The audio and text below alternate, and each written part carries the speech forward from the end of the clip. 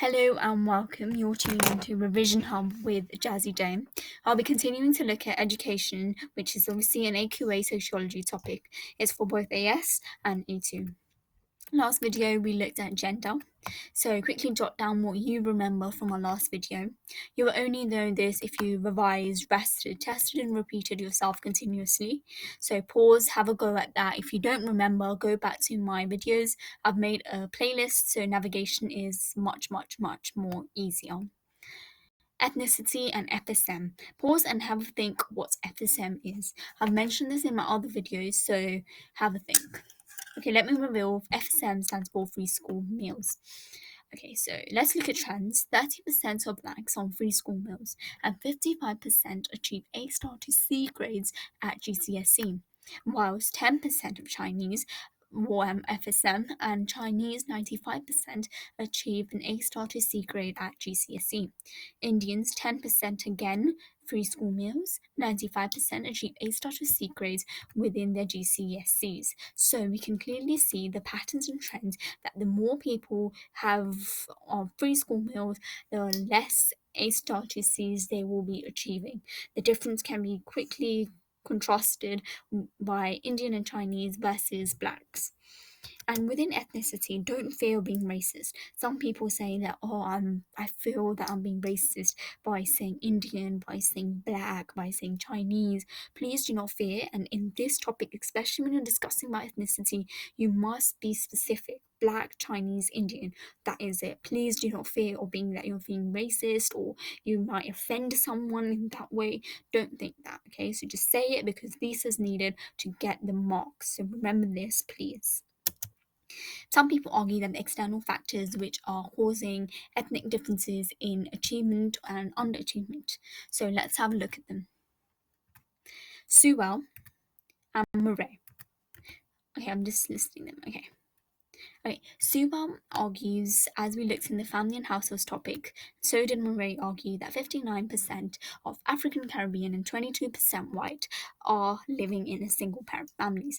As a result, they don't have a role model, so they are more likely to underperform as they think that deviant, antisocial behavior is something that actually true masculinity would be like. When they take part in this, they do not focus on their education. As a result, they underperform. Hence, it's an external factor. We looked at this in my family and households video, so have a look at that in my playlists. Driver and Ballard looked at Asian and Chinese and found out they lived in a nuclear family. They lived in an extended family where they could get the right socialization. Hence why, as Gilbert and Udall argue, that is why they are model minorities. Okay, so link to that as well. And also there's something known as material deprivation, which is another external factors, and as well as racism. So material deprivation.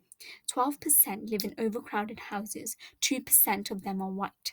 Feinstein argues that the effect of material deprivation and social class is seen at a very young age. So does Sewell argue the same. So make sure you can link Sewell as well as Feinstein within this argument. And it's very interesting to note that 1/3 of the population is unemployed, and the ethnic groups are mostly Bangladeshi and Pakistani. Then we look at racism.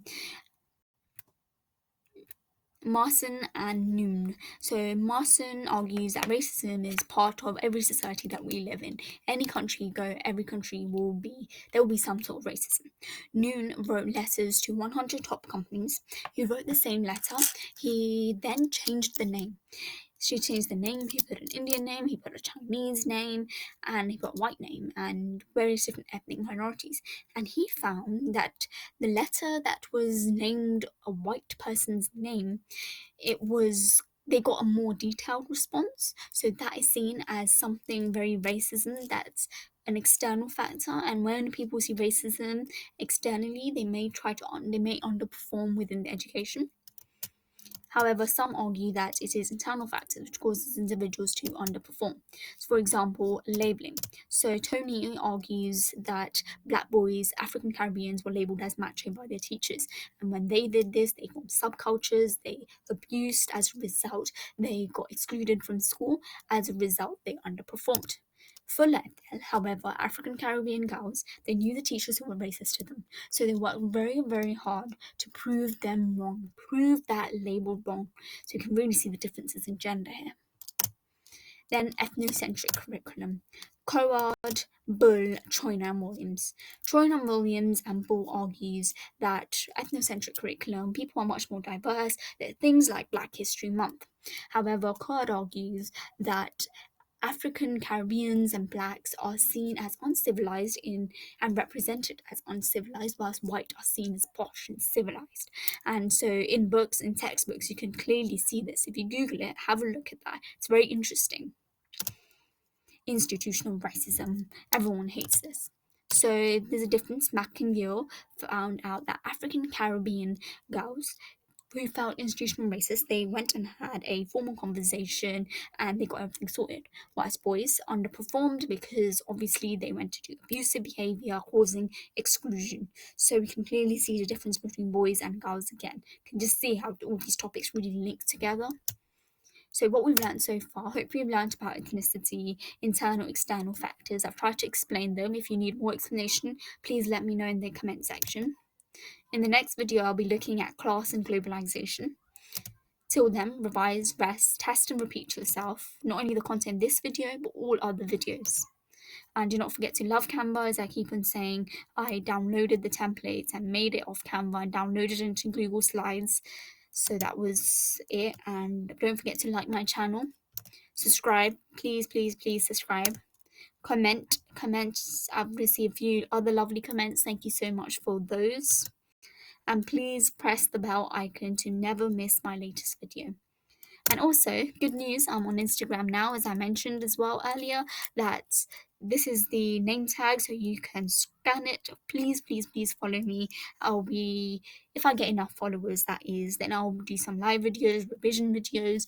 I will also answer a question section. Okay, so thank you so much for your time and stay tuned to Revision Hub with Jazzy J.